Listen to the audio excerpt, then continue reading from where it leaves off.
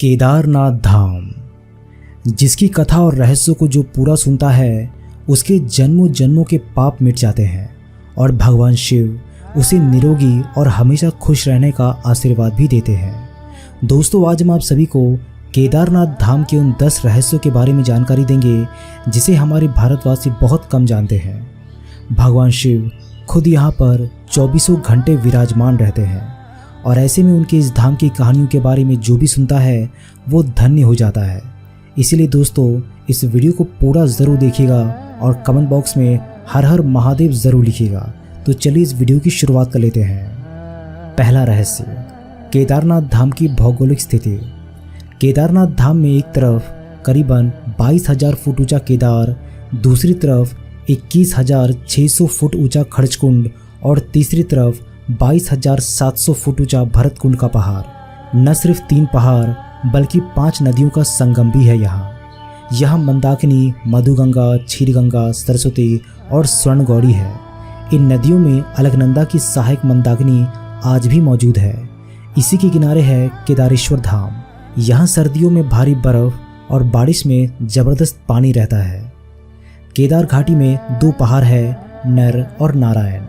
विष्णु के 24वें अवतार में एक नर और नारायण ऋषि की यहाँ तपोभूमि है। दूसरी ओर बद्रीनाथ धाम है जहाँ भगवान विष्णु विश्राम करते हैं। दूसरा रहस्य, केदारनाथ धाम का रहस्यमय निर्माण। केदारनाथ मंदिर का निर्माण बड़े बड़े पत्थरों, चट्टानों, शिलाखंडों से किया गया है। इन शिलाखंडों को आपस में जोड़ने के लिए इंटरलॉकिंग तकनीक को अपनाया गया है, जिसमें कहीं भी सीमेंट इत्यादि का प्रयोग नहीं किया गया है। अब इसमें सबसे बड़ा रोचक तथ्य व रहस्य ये है कि केदारनाथ धाम स्वयं समुद्र तल से 22,000 फीट की ऊंचाई पर स्थित है। इतनी अधिक ऊंचाई पर इतने विशाल शिलाखंडों को पहुंचाना व फिर उन्हें एक के ऊपर एक रखकर इंटरलॉकिंग करना किसी मानव के लिए सक्षम नहीं दिखता। आज तक इस रहस्य का खुलासा नहीं हो पाया कि आखिर इतने भारी पत्थर को इतनी ऊंचाई पर लाकर व तराश कर कैसे मंदिर की शक्ल दी गई होगी।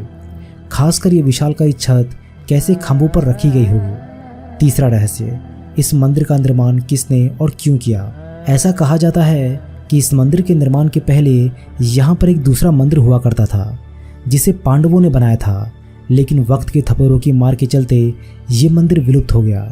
उसके बाद जगतगुरु आदि शंकराचार्य जी केदारनाथ आए और फिर उन्होंने इस मंदिर का निर्माण करवाया। इस मंदिर के पीछे ही उनकी समाधि है। इसका गर्भगृह अपेक्षाकृत प्राचीन है, जिसे 8वीं शताब्दी के लगभग का माना जाता है। पहले 10वीं शताब्दी में मालवा के राजा भोज द्वारा और फिर 13वीं शताब्दी में मंदिर का जीर्णोद्धार करवाया गया था। चौथा, केदारनाथ शिवलिंग की स्थापना कैसे और क्यों हुई। जब महाभारत युद्ध के बाद पांडवों पर अपने भाइयों और सगे संबंधियों की हत्या का दोष लग गया था, तब भगवान श्री कृष्ण ने उन्हें भगवान शिव से क्षमा मांगने का सुझाव दिया था। लेकिन शिव जी पांडवों को क्षमा नहीं करना चाहते थे, इसीलिए उन्होंने पांचों की नज़र में न आने के लिए बैल यानी नंदी का रूप धारण कर लिया और पहाड़ों में मौजूद मवेशियों में छिप गए थे।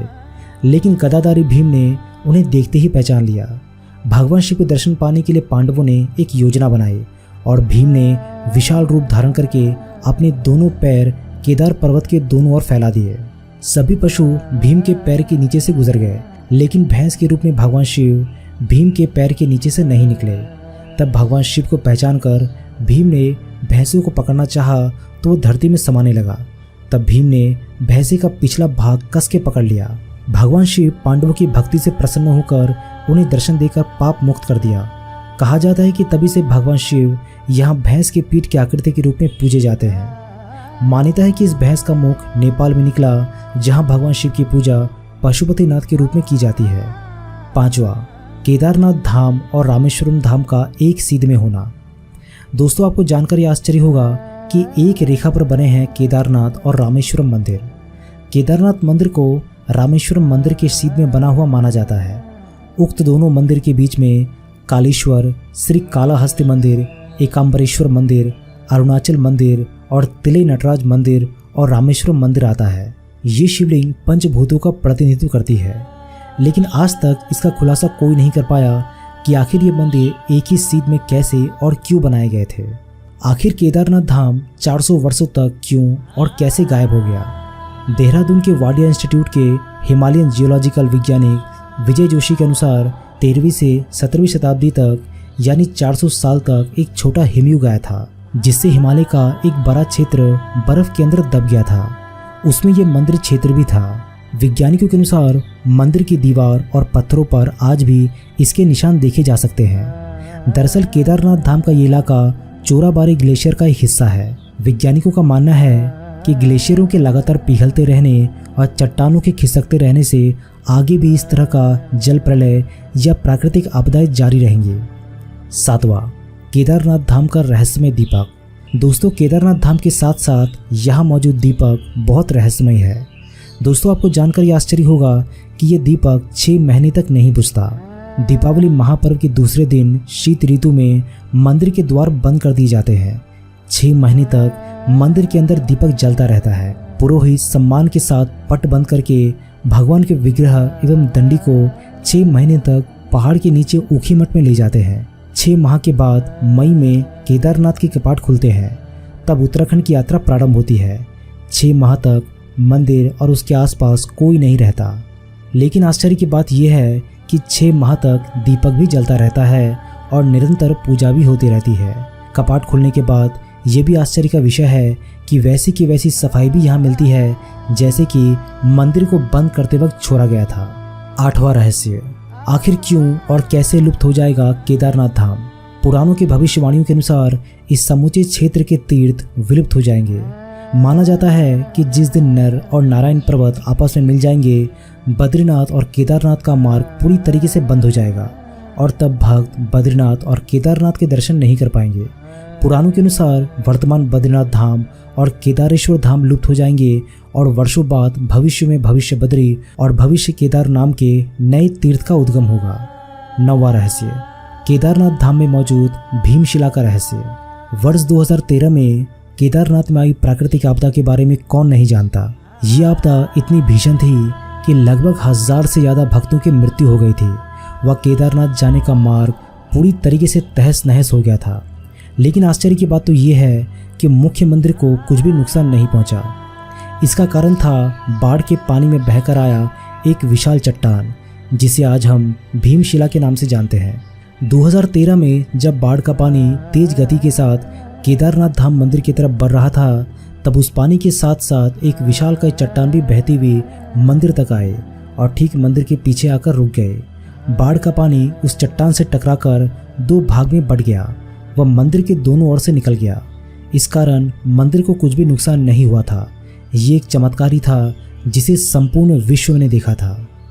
10वां रहस्य, केदारनाथ धाम का रहस्यमय साधु और एक भक्त की सच्ची घटना। दोस्तों, आज से कई सालों पहले एक आदमी केदारनाथ धाम में भगवान शिव के दर्शन करने आया। वो जिस वक्त आया उस वक्त केदारनाथ धाम के कपाट बंद होने वाले थे। उसने पुजारियों से भोलेनाथ के दर्शन करने की इच्छा जाहिर की, परंतु पंडितों ने ये बोलकर उसे मना कर दिया कि केदारनाथ धाम अब 6 महीने के लिए बंद कर दिया गया है। ये सुनते ही वो भक्त बहुत दुखी हो गया, परंतु उसने अपने मन में ये संकल्प कर लिया कि जब तक वो भोलेनाथ के दर्शन नहीं कर लेगा वो यहाँ से हिलेगा तक नहीं।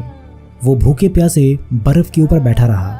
रात हुई और थोड़ी देर के बाद एक साधु उसके पास आया और उसने कुछ खाने के लिए उस भक्त को दिया और फिर उस साधु ने उसके सर पर हाथ फेरा। ये करते ही उस भक्त को नींद आ गई। वो भक्त जैसे ही उठा तो देखा कि कुछ पंडित केदारनाथ मंदिर का दरवाज़ा खोल रहे हैं। ये देखते ही वो मंदिर की तरफ भागा और पंडित से जाकर बोला कि आपने तो बोला था कि अब मंदिर के कपाट ठीक 6 महीने बाद खुलेंगे, लेकिन आपने तो एक ही दिन में इसे दोबारा खोल दिया। ये बात सुनते ही उस पंडित के होश उड़ गए। उस पंडित ने उस भक्त को गौर से देखा और कहा, तुम तो वही भक्त हो ना जो 6 महीने पहले आए थे और दर्शन करना चाहते थे। उस भक्त ने बोला कि हाँ, मैं वही हूँ, पर आपने तो कल ही मंदिर के दरवाजे बंद किए थे। ये 6 महीने के बाद आप क्यों बोल रहे हैं? पंडित ने पूछा कि मंदिर के दरवाजे बंद होने के बाद तुम्हारे साथ क्या हुआ था, पहले ये बताओ। उस भक्त ने जैसे ही उस साधु की बात कही कि एक अघोरी बाबा आए और उसने मुझे खाने के लिए फल दिया और फिर सर पर हाथ फेरा और मुझे नींद आ गई, और जब मैं जागा तो देखा कि आप मंदिर का दरवाज़ा खोल रहे हैं। पंडित ये बात सुनते ही उस भक्त के चरणों में गिर पड़ा और कहा कि आप जैसे शिव भक्त को मैं समझ नहीं पाया। भगवान भोलेनाथ ने आपके लिए समय चक्र को 6 महीने के लिए पल भर में आगे कर दिया ताकि आपको तकलीफ ना हो। दोस्तों, ये घटना बिल्कुल सच्ची है। भोलेनाथ तो भोले हैं, वे भाव के भूखे हैं। चाहे देव हो या दानव, जिसने भी उन्हें मन से पूजा वे उसी के हो गए। दोस्तों, आशा करता हूँ कि आप सभी को ये वीडियो पसंद आया होगा। ऐसे ही और वीडियोस देखने के लिए इस वीडियो को लाइक, शेयर और चैनल पर अगर नए हैं तो सब्सक्राइब ज़रूर कीजिएगा।